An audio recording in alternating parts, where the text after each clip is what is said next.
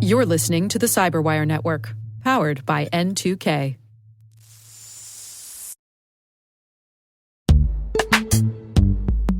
Imagine a world where you're always one step ahead of cyber threats, where your defenses are impenetrable because you see what others don't.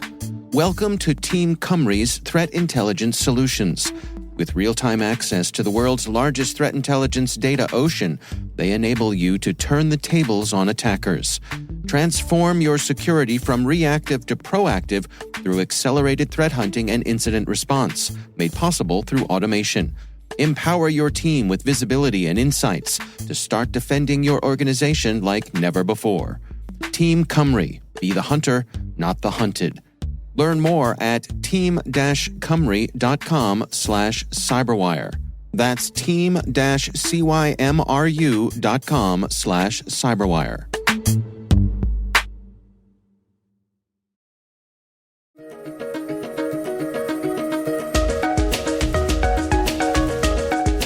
Hello, everyone, and welcome to the CyberWire's Research Saturday. I'm Dave Bittner, and this is our weekly conversation with researchers and analysts tracking down the threats and vulnerabilities, solving some of the hard problems, and protecting ourselves in a rapidly evolving cyberspace. Thanks for joining us.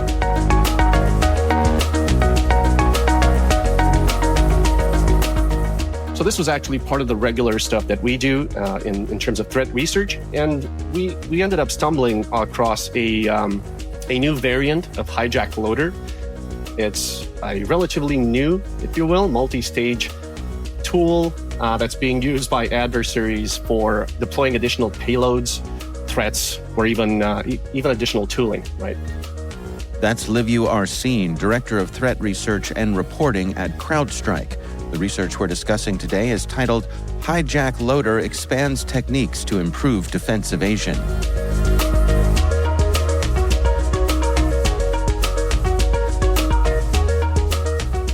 And this is actually a threat that continues to become increasingly popular amongst adversaries because it's modular, it is stealth, and deploys defense evasion techniques. And most importantly, it has actually it has a variety of code injection and memory manipulation capabilities. But ultimately, to summarize, it's just its purpose is to be used by adversaries as a staging platform to bring additional tooling or different malware families to infect compromised systems. Well, let's walk through this together here. Starting from the beginning, I suppose, how would someone find themselves targeted by someone using HijackLoader? Well, the delivery method can vary. It can be either a spear phishing email with a tainted document, right? And you just click on it thinking that it's some sort of invoice or whatever. It can be, even drive-by downloads. So the infection vector may potentially vary, but it's the payload itself that's actually quite interesting in this case. Because when we analyzed it and we compared it to what we previously knew about HijackLoader, or what the industry actually knew about HijackLoader, we found a couple of interesting things. For example, one of the most interesting techniques used by Hijack, this particular variant, was something that we've affectionately named interactive process hollowing. And it's essentially a variation of process hollowing, where instead of creating a child process in a suspended state, the process is actually running and waiting for input or trigger from a parent process that's actually writing to a pipe. And somehow, just hearing myself say that, I made it sound more complicated than it actually is. But let's go up a level here, Liviu, because you have absolutely lost me. So can we describe exactly what we're talking about here? Exactly. So process hollowing, essentially, for those of you that are not familiar with it, is a technique used by malware to inject malicious code into a legitimate process, right? So essentially what happens is the malware creates a new process similar to one that's already running on the targeted system, except that it creates the process in a suspended state so that it can manipulate the process memory by swapping it or injecting malicious code, right? That malicious code usually comes from a file that's on disk. And after it does this memory manipulation, it then resumes the execution of the process. This is essentially the traditional way of how process hollowing works. Now, what happens now is that this evasion technique is potentially a little bit different. Think of it as a wolf in sheep clothing kind of analogy, right? And the key distinction here between the standard way of doing process hollowing and this implementation is that in this case, the child process is not explicitly created in a suspended state, right? Which essentially makes it appear less suspicious because standard process hollowing is a fairly well-documented and traditional, if you will, memory manipulation technique. And in our case, it's just a process that's just waiting for input from a different process, or it's waiting for a trigger so that it can start doing what it's supposed to do. Essentially, that's why we're calling it an interactive process hollowing variation, because it's not suspended, but one that's actually running and waiting instructions. And I've used an analogy to explain this to some of the folks in the team. Yeah. Because it was very interesting at the time when we found it. Think of it this way, right? So imagine a bank robbery, right? A bank robbery scenario. Instead of having a getaway driver waiting, being suspended in front of the bank while burglars are going in trying to rob the bank, the getaway driver is actually dropping them off and driving away, circling the block, waiting for, a radio message, a call, or a trigger from the bank robbers to come pick them up. Right? So essentially, a car that's dropping off a couple of folks in front of a bank and is driving around the block, acting all normal, is less suspicious than one that's parked in front of a bank, practically in a suspended state, right? Right. So standard process hollowing would be, the getaway car waiting in front of a bank, which can be suspicious, while interactive process hollowing would be car going around into traffic as it normally would, and the getaway driver waiting for a signal from the bank robbers to come pick them up, which is, I suspect it's less suspicious from a car behavior perspective. So when law enforcement is circling the block, they're not going to see a mafia staff car parked out front of the bank, basically. They're not going to observe it right off the bat, right? Right. So, so that's the difference here. Essentially, it's drawing less attention to itself and differentiating it so when you have tools that are looking for this sort of thing, it makes it harder to detect? Well, yes. But the second thing that we found is that although it's using this kind of technique, it also has the ability, or the malware developers have actually daisy-chained several other techniques together with process hollowing to improve defense evasion capabilities, right? To make HijackLoader more difficult to detect. For instance, we found that they daisy-chain process doppelganging and process hollowing together. Well, in a way, they're kind of similar in the sense that they're both described as process injection and defense evasion techniques, but differ essentially in their approach and complexity, right? So for example, I mentioned earlier that process hollowing may leave some traces on disk, right? Some code may be on disk, especially in terms of, where it's stored and how it's being injected. So we can classify that as a file-based technique, if you will.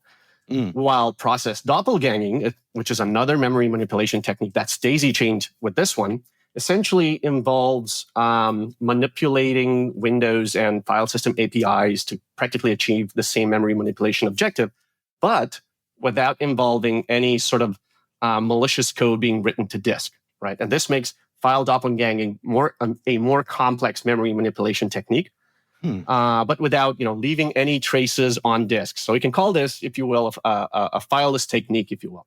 And I can go back to a different bank robbery analogy to explain this one if you want to. Please. Okay, let me give it a shot. So let's imagine for a second having bank robbers going in, right? Guns blazing, tipping off the alarm and trying to empty cash registers in under 3 minutes, right? Right. So, or however long it takes attackers or responders, to come in. Now, a smash and grab. A smash and grab, exactly. Yeah. Now, in this scenario, when you combine these two techniques, memory manipulation techniques, doppelganging and the other one, what happens is we can look at these folks as thieves or burglars going in with a stealthier approach, right? So one of them goes in, for example, let's do a Hollywood scenario, right? One of them goes in, swipes an ID from a security guard, adds a photo on top of the ID, changes into a security guard uniform in the bathroom, and then makes his way to the vault using the legitimate but tainted security ID. And if we are to take this scenario, crazy scenario, even one step further into full Ocean's 11, once the guy reaches the vault, he cracks open a lunchbox that he was carrying as he went through the security, and instead of a sandwich being in the lunchbox, he essentially has lockpicks and safe breaking tools, which would qualify as process hollowing, right? By swapping clean code, aka the sandwich, with malicious code, aka the lockpicks. I may have gone a bit off the rails with the analogy, but the point is, by introducing new techniques, or by daisy chaining multiple techniques for process injection, memory manipulation for the purpose of defense evasion, is a way of making the threat, in this case HijackLoader, a lot stealthier.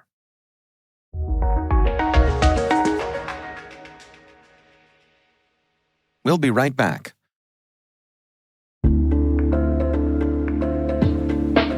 Hey everybody, want to take a few minutes here and talk about our sponsor, Splunk. You know, you need to keep operations humming around the clock, but potential disruptions are everywhere. Splunk helps you predict problems and find and fix issues fast, so you can reduce risk and ditch downtime.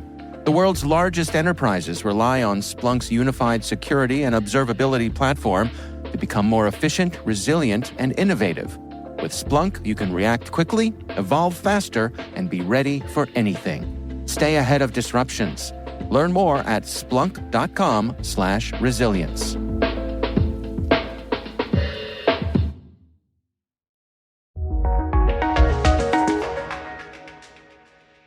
Well, before we dig into the third thing, I'm curious, from your position as a defender, what do these changes mean for you all in being able to detect these things?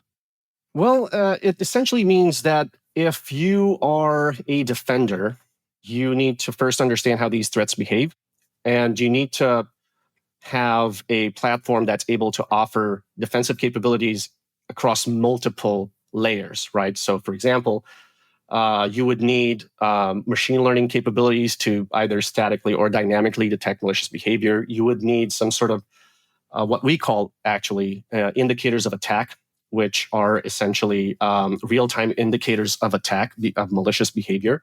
And you would also need to augment that platform with intelligence-enriched telemetry, right? And by that, I mean you also need to have an understanding of the adversaries' motivation for building and using tools like these, like loaders or any other sort of tools, right? By doing this kind of research, we're essentially trying to, and the goal is essentially to add as many hoops for attackers to jump through and make it essentially impossible for them to not just come in and rob the bank, but also make it impossible for them to just park in front of the bank, essentially. Right. All right, well, let's move on to the third section you want to talk about here. What's going on? Right. The third section was that, or we also found that HijackLoaders, or its developers specifically, made some very interesting, or dare I say, uncommon or unnecessary steps that can make the threat a bit noisier. For example, some steps that they've added in the multi-stage, behavior of the threat potentially render some previous steps obsolete or useless. Also, in previous versions, they've had some code injection mechanisms that may not have worked as intended at the time, but they kind of fixed or patched these things in the new variant. However, for example, they did not completely clean up system calls used to perform threat manipulation, for example, right? The point is, HijackLoader shows signs that it continues to evolve as its developers, I would say, experiment and enhance its capabilities, right? Is this, laziness or inattention on the developer's part to leave these things behind that are no longer functional? I would call this standard developer practice. Fair enough. So think of it this way. I'm just imagining many of our listeners vigorously nodding their heads in agreement that this is how it works. I mean, we've all been there, right? You spend an entire day trying to get some code to work, and you're trying out different functionalities, different functions, different features. At one point, it works, and you just don't want to go back and try to see why it works. If it works, don't go back and change it. And that's pretty much what happens most of the time with developers. Not sure if this is the case in here with HijackLoader, but it could be one potential explanation for why this happened.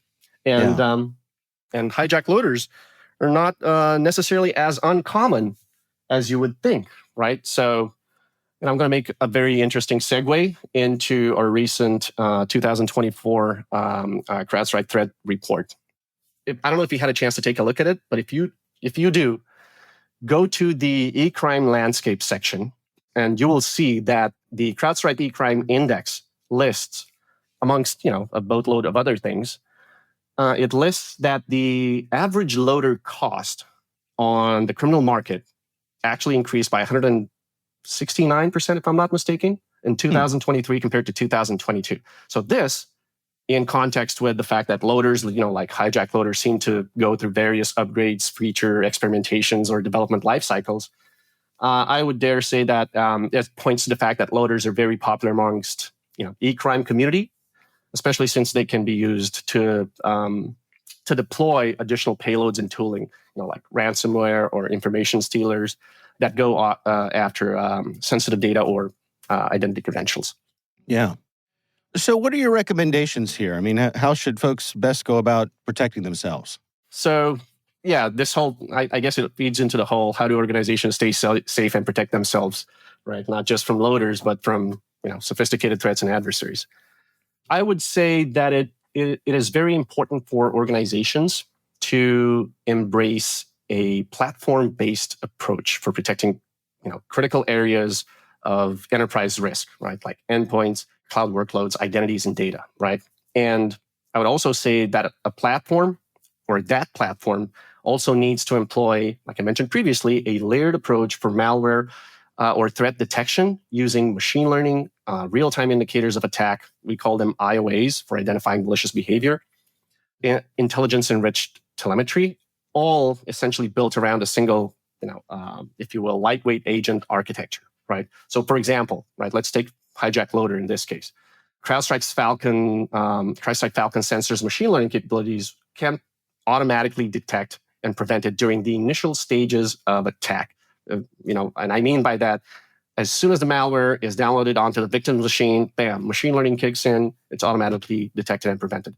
Also, our behavior-based detection capabilities, like IOAs, indicators of attack, can recognize malicious behavior patterns at various stages of the attack, including when HijackLoader starts employing tactics like process injection attempts, and immediately shut it down. So I would say that any organizations that wants to stay ahead, not just in terms of protecting themselves against loaders or e-crime activity, but also against sophisticated adversary or adversarial tradecraft, should turn to platforms like this, unified platforms that can offer visibility across all endpoints, across every infrastructure, and give you the ability to not just identify threats, but also stop them and potentially prevent breaches from happening.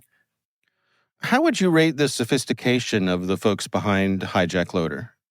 It depends on what scoring system would we use. Would we use their developing capabilities? Would we rate their developing capabilities? Would we rate their ingenuity?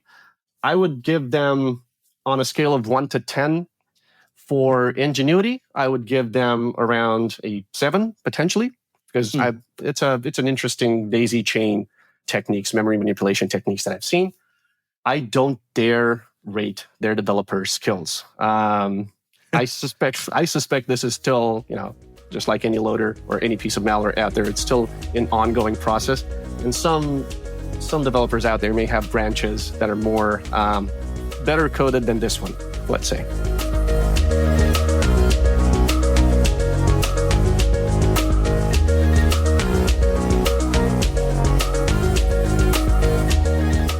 Our thanks to Liviu Arsene from CrowdStrike for joining us. The research is titled HijackLoader Expands Techniques to Improve Defense Evasion. We'll have a link in the show notes.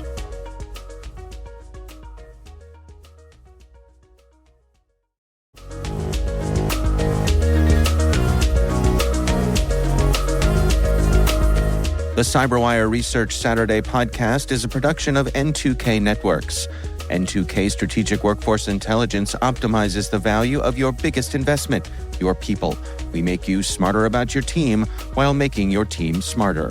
Learn more at n2k.com.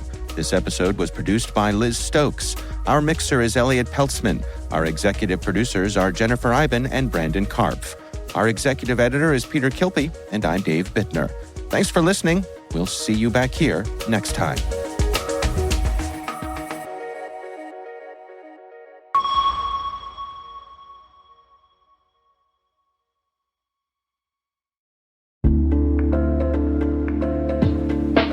We know there's an experience gap in cybersecurity, and companies are often enamored with the idea of building teams of superstars. But focusing on a team of unicorns just feeds the talent gap. Join N2K's Simone Petrella and Intuit's Kim Jones on Wednesday, March 27th for an online discussion about the pivotal role security leaders play in shaping the security workforce landscape and how we can start showing up for the future of our industry. Visit our show notes for details and to register.